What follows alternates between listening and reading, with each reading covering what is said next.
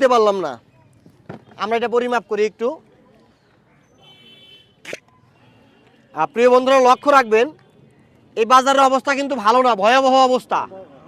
এই বাজারে ভয়াবহ অবস্থা, অসংখ্য পানিতে দুধ বিক্রি হয়। আমি আবার আসবো, আর পরবর্তী সময় আইন শৃঙ্খলা এবং কি পুলিশ প্রশাসন সাথে করে নিয়ে আসবো। এরপরেও যদি কেউ পানি দেয় আমরা তাকে আইনের হাতে সোপর্দ করব।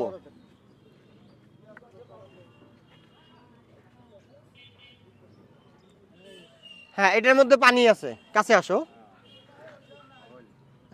এই যে দেখেন 20% তলিয়ে গেছে, 15%-এর কাছাকাছি।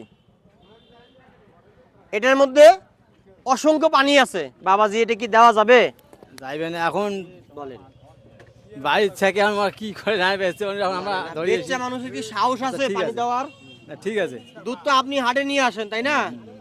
এই যে এটার মধ্যে পানি, আমার দুধ তাহলে- তাহলে সে কিনে বাড়িতে নিয়ে যায়। ওয়ালে সে কি নাই? নিয়ে যায়। তা আমি তো নীলফামারীতে পরীক্ষা করছি সদরের মধ্যে, ওনাদের মধ্যেও আমি দেখছি, কিন্তু দুধে কি পানি দেওয়া যায়? যায় না। প্রিয় বন্ধুরা এই ভিডিওগুলো আপনারা বেশি বেশি শেয়ার করবেন, কারণ কি এই অসৎ ব্যবসা যেখানেই আছে আমি সেখানেই চলে যাব।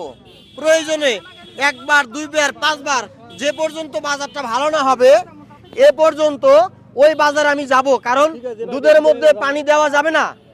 আপনারা কেন দুধের মধ্যে পানি দিবেন? তো কাকা, আমি সারা দেশে এই কাজটা করে থাকি। আমার কাজ হচ্ছে মানুষকে সচেতন করা।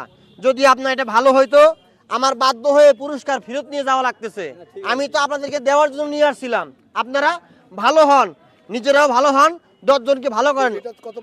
এটা 20% তলিয়ে গেছে। এর মধ্যেও আপনার পানি আছে 1 কেজিতে প্রায় 400 গ্রামের কাছাকাছি। একটা 100% গাভীর দুধের মাপ হচ্ছে 30%, সেইখানে মাপ আসছে 20% তলিয়ে 15%-এর কাছাকাছি, আর 5% হচ্ছে 0। তাহলে কি এখানে আছে 10 আর 5? তাহলে এখানে কি আছে আপনি বলেন? যদি আপনি কিনে খাইতেন খারাপ লাগতো না? এটা করা যাবে? যাবে না। এটা একটা অন্যায়। আপনারা সকলেই ভালো বিক্রি করবেন, অটোমেটিক দুধের আপনারা দাম পাবেন। আর যদি পানি দেন, একজন ক্ষতিগ্রস্ত হবে, আপনি লাভবান হবেন, যে কিনবে সেও ক্ষতিগ্রস্ত হবে। প্রিয় বন্ধুরা, যে যেখান থেকে দেখছেন কমেন্ট করে জানাবেন, কালকে আপনার বাজারে চলে আসবো। ভালো থাকবেন সকলেই, আল্লাহ হাফেজ।